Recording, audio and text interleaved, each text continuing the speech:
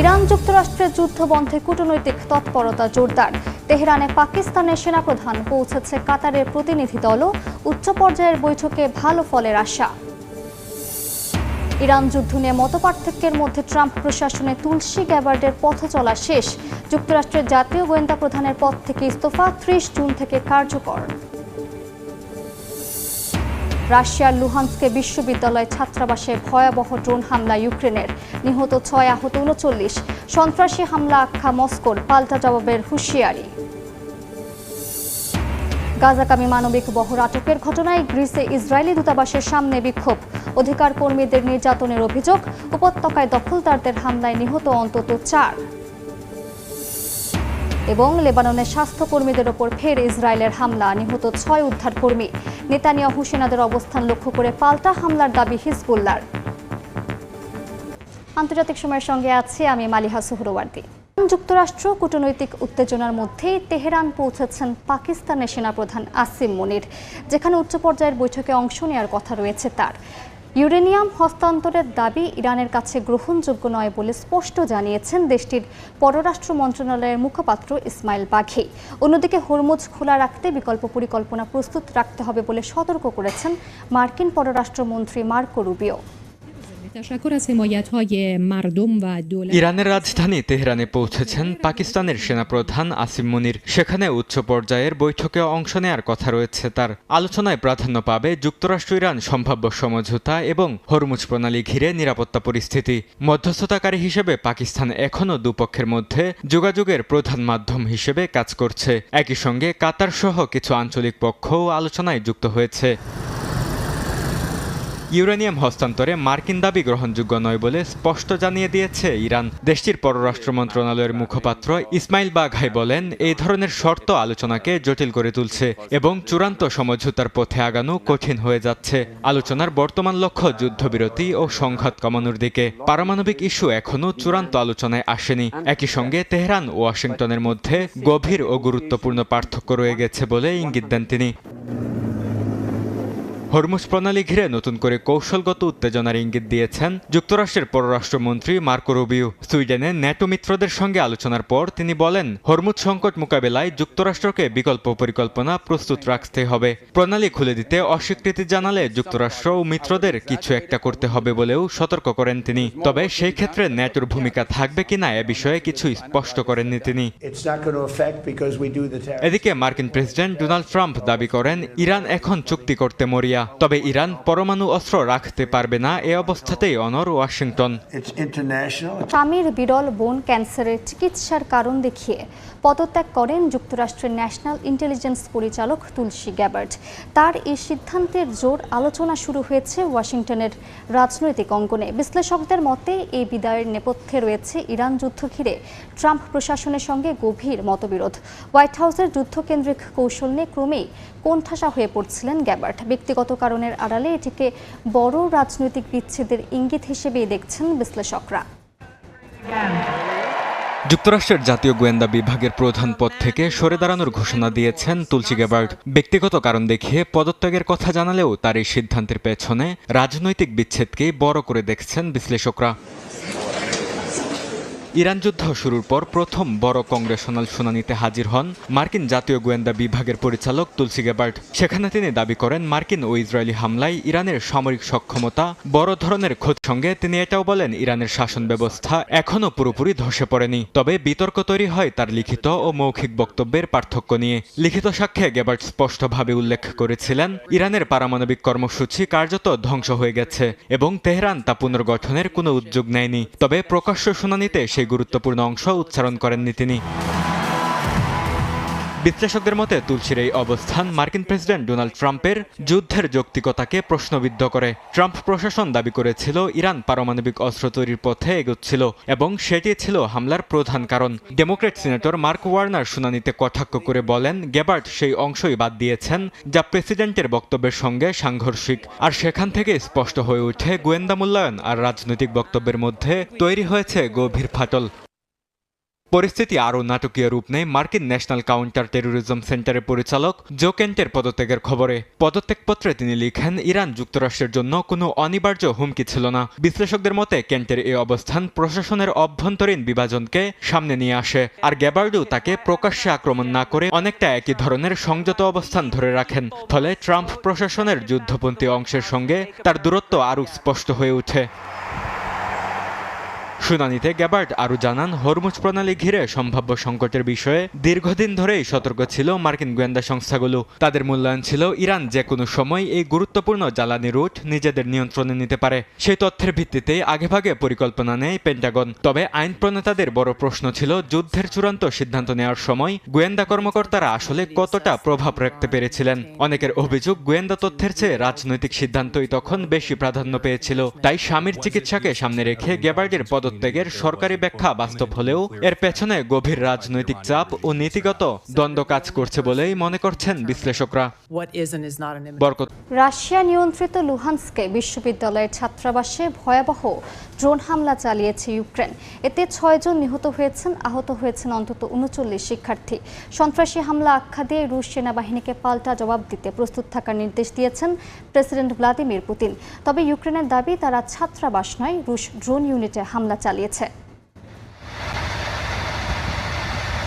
Russia নিয়ন্ত্রিত পূর্ব ইউক্রেনের Luhansk অঞ্চলের ছাত্রাবাসে হামলা চালিয়েছে ইউক্রেন। রুশ কর্মকর্তাদের দাবি, গভীর রাতে পেডাগজিক্যাল ইউনিভার্সিটির ডরমেটরিতে আঘাত হানে ইউক্রেনীয় ড্রোন। এতে বেশ কয়েকজন নিহত হয়েছেন, আহত হয়েছেন অন্তত 39 শিক্ষার্থী। ড্রোনের আঘাতে ভবনটির বড় অংশ ধসে পড়েছে। হামলার সময় ভবনের ভেতর অন্তত 86 শিশু ও শিক্ষক ছিলেন বলে জানিয়েছে রুশ প্রশাসন। একে সন্ত্রাসী হামলা আখ্যা দিয়ে টেলিভিশন ভাষণে রুশ প্রেসিডেন্ট ভ্লাদিমির পুতিন বলেন, একই স্থানে 3 দফা হামলা চালিয়েছে ইউক্রেন। ছাত্রাবাসী হামলাকে ইচ্ছাকৃত উল্লেখ করে রুশ সেনাবাহিনীকে পাল্টা জবাব দিতে প্রস্তুত থাকার নির্দেশ দেন পুতিন। ইউক্রেনের হামলাকে দানবীয় অপরাধ হিসেবে বর্ণনা করেন ক্রেমলিনের মুখপাত্র দিমিত্রি পেসকভ। তবে রাশিয়ার অভিযোগ অস্বীকার করেছে ইউক্রেন। কিয়েভের সামরিক বাহিনীর দাবি, তারা কোনো ছাত্রাবাসে হামলা চালায়নি, বরং স্টারোবিলস্ক এলাকায় অবস্থানরত রুশ ড্রোন ইউনিটের সদর দফতরে আঘাত হানার দাবি করেছে তারা। ইউক্রেনের মতে ওই ইউনিট বেসামরিক ইউক্রেনীয়দের উপর হামলায় জড়িত। আন্তর্জাতিক আইন মেনেই অভিযান চালানো হয়েছে বলেও দাবি করেছে কিয়েভ। এদিকে যুদ্ধ থামাতে আবারও কূটনৈতিক তৎপরতা জোরদারের আহ্বান জানিয়েছেন ইউক্রেনের প্রেসিডেন্ট ভলোদিমির জেলেনস্কি।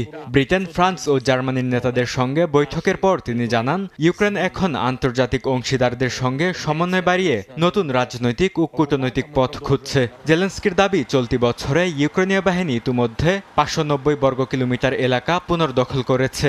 তিনি আরও বলেন, যুদ্ধক্ষেত্রের পরিস্থিতি ইউক্রেনের অনুকূলে রয়েছে এবং নতুন ধরনের কূটনৈতিক উদ্যোগ নিয়ে ওয়াশিংটনের কাছ থেকে প্রস্তাব আশা করছে কিয়েভ। আন্তর্জাতিক সময়ে আরও থাকছে। কিউবা দখলের হুমকি ট্রাম্পের, মার্কিন গোয়েন্দা বিমানের আনাগোনা বাড়ায় সামরিক অভিযানের শঙ্কা। ইরানে ব্যর্থ যুক্তরাষ্ট্র বিকল্প জয় খুঁজছে মত বিশ্লেষকদের। গাজার বিভিন্ন এলাকায় ইসরায়েলি বিমান হামলায় অন্তত 4 জন নিহত হয়েছেন, আহত হয়েছেন আরও বেশ কয়েকজন। ফ্লোটিলা থেকে আটক হওয়া অধিকার কর্মীরা নিজ নিজ দেশে ফিরে ইসরায়েলি হেফাজতে ভয়াবহ নির্যাতনের অভিযোগ তুলেছেন। গাজামুখী সহায়তাবহর আটকের ঘটনায় গ্রিসের রাজধানী এথেন্সে ইসরায়েলি দূতাবাসের সামনে ব্যাপক বিক্ষোভ হয়েছে। গাজার বিভিন্ন স্থানে ইসরায়েলি হামলায় বেশ কয়েকজন নিহত হয়েছেন। ফিলিস্তিনি সংবাদ মাধ্যম ওয়াফা জানায়, হামলার কেন্দ্র ছিল দক্ষিণ গাজার রাফাহ ও খান ইউনিস এবং উত্তর গাজার বেইত লাহিয়া। গাজামুখী ফ্লোটিলা থেকে আটক হওয়া গ্রিস, ইতালি ও ফরাসি মানবাধিকার কর্মীরা নিজ নিজ দেশে ফিরে ইসরায়েলি হেফাজতে ভয়াবহ নির্যাতনের অভিযোগ তুলেছেন। আটক অবস্থায় তাদের মারধর, টেজার ব্যবহার এবং কিছু ক্ষেত্রে যৌন নির্যাতনের ঘটনা ঘটেছে বলে জানান তারা। তবে এসব অভিযোগ পুরোপুরি অস্বীকার করেছে ইসরায়েল। গাজাগামী মানবিক সহায়তা বহর আটকের ঘটনায় গ্রিসের রাজধানী এথেন্সে ইসরায়েলি দূতাবাসের সামনে ব্যাপক বিক্ষোভ হয়েছে। আটক অধিকার কর্মীদের সঙ্গে আচরণ নিয়ে ক্ষোভ জানিয়ে ফিলিস্তিনি পতাকা হাতে রাস্তায় নামেন বিক্ষোভকারীরা। একই সঙ্গে ইসরায়েলি নিরাপত্তা মন্ত্রী ইতামার বেন গভিরের একটি ভিডিও নিয়েও সমালোচনা তীব্র হয়, যেখানে তাকে আটক অ্যাক্টিভিস্টদের ব্যঙ্গ করতে দেখা যায়। গ্রিসের পররাষ্ট্র মন্ত্রণালয় কড়া প্রতিক্রিয়া জানিয়ে এটিকে অগ্রহণযোগ্য বলে আখ্যা দেয়। মধ্যপ্রাচ্য পরিস্থিতি নিয়ে জাতিসংঘে কড়া অবস্থান নিয়েছে চীন। দেশটির স্থায়ী প্রতিনিধি ফুকং বলেন, গাজায় যুদ্ধবিরতি পুরোপুরি বাস্তবায়ন করতে হবে এবং বিশেষ করে ইসরায়েল সহ সব পক্ষকে চুক্তি মেনে চলতে হবে। যুদ্ধবিরতি টেকসই না হলে যুদ্ধ পরিস্থিতি আবারও ভয়াবহ সহিংসতার দিকে যেতে পারে বলেও সতর্ক করেন তিনি। পাশাপাশি দ্বিরাষ্ট্র সমাধানকে ফিলিস্তিন প্রশ্নের একমাত্র বাস্তবসম্মত পথ হিসেবে উল্লেখ করে যে কোনো একতরফা পদক্ষেপ বন্ধের আহ্বান জানান তিনি। লেবাননের দক্ষিণাঞ্চলে বিমান হামলার পর উদ্ধার কাজে নামা প্যারামেডিকদের ওপর আবারও হামলা করেছে ইসরায়েল। এতে অন্তত 6 উদ্ধারকর্মী নিহত হয়েছেন। সামাজিক মাধ্যমে ছড়িয়ে পড়া ভিডিওতে দেখা যায় আহতদের পাশে কাজ করার সময় হঠাৎ বিস্ফোরণে প্রাণ হারান তারা। এদিকে ইসরায়েলি অবস্থান লক্ষ্য করে পাল্টা হামলার দাবি করেছে হিজবুল্লাহ। লেবাননে ইসরায়েলি হামলায় আহতদের উদ্ধারের সময় জরুরি সেবা কর্মীদের লক্ষ্য করে আবারও হামলা চালায় নেতানিয়াহু বাহিনী। এতে ঘটনাস্থলে প্রাণ হারান বেশ কয়েকজন উদ্ধারকর্মী। সামাজিক মাধ্যমে ছড়িয়ে পড়া ভিডিওতে দেখা যায় উদ্ধারকর্মীরা ঘটনাস্থলে কাজ করার সময় হঠাৎ একটি শক্তিশালী বিস্ফোরণ ঘটে। লেবাননের রাষ্ট্রীয় সংবাদ সংস্থা এনএনএ জানায়, শুক্রবার দক্ষিণাঞ্চলীয় নাবাতিয়ে শহরে ইসরায়েলি বিমান হামলার পর ঘন ধোঁয়ায় ঢেকে যায় পুরো এলাকা। লেবানন ইসরায়েল সীমান্তে নতুন করে তীব্র সংঘর্ষ চলছে বলে জানিয়েছে হিজবুল্লাহ। গোষ্ঠীটি জানায় ইসরায়েলি সেনাদের অবস্থান, একটি ট্যাঙ্ক এবং একটি নতুন কমান্ড সেন্টার লক্ষ্য করে একাধিক হামলা চালিয়েছে তারা। বিবৃতিতে হিজবুল্লাহ জানায়, তারা মিজগাব আম এলাকায় ইসরায়েলি সেনাদের একটি সমাবেশ ও যোগাযোগ যানবাহনকে আবাবিল ড্রোন দিয়ে লক্ষ্যবস্তু করে। একই সঙ্গে মার্কাবা এলাকায় ড্রোন হামলা চালানো হয়।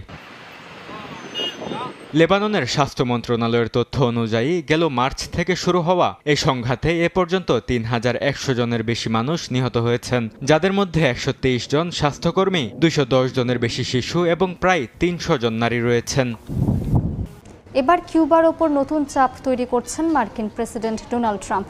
প্রকাশ্যে হুমকি দিচ্ছেন দেশটি দখলে নেয়ার। কিউবা উপকূলের কাছে মার্কিন গোয়েন্দা বিমানের আনাগোনা বেড়ে যাওয়ায় অনেকেই ধারণা করছেন সেখানে সামরিক অভিযানের পরিকল্পনা করছে যুক্তরাষ্ট্র। মার্কিন সংবাদ মাধ্যম সিএনএন বলছে, ইউক্রেন যুদ্ধ ও ইরান সংকট সমাধানে ব্যর্থ হয়ে পররাষ্ট্রনীতিতে একটি দৃশ্যমান বিজয় খুঁজছেন ট্রাম্প।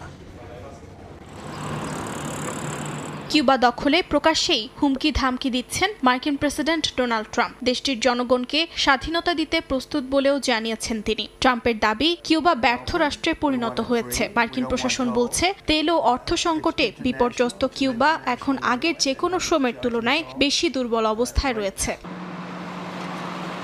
কিউবার ওপর চাপ প্রয়োগে পুরনো ক্ষোভও সামনে আনছে যুক্তরাষ্ট্র। এরই মধ্যে 1996 সালে দুটি বেসামরিক বিমান ভূপাতিত হওয়ার ঘটনা নিয়ে কিউবার সাবেক প্রেসিডেন্ট রাউল কাস্ট্রোর বিরুদ্ধে অভিযোগ গঠন করেছে ওয়াশিংটন। তার বিরুদ্ধে আনা হয়েছে মার্কিন নাগরিকদের হত্যার ষড়যন্ত্র ও বিমান ভূপাতিত করার মতো গুরুতর অভিযোগ। বিশ্লেষকদের মতে, এই আইনি চাপ ব্যবহার করে হাভানার শাসন ব্যবস্থাকে কোণঠাসা করার চেষ্টা চলছে, যা ভবিষ্যতে মার্কিন বিশেষ বাহিনীর অভিযান কিংবা সামরিক পদক্ষেপের অজুহাত হিসেবেও ব্যবহার করতে পারে যুক্তরাষ্ট্র।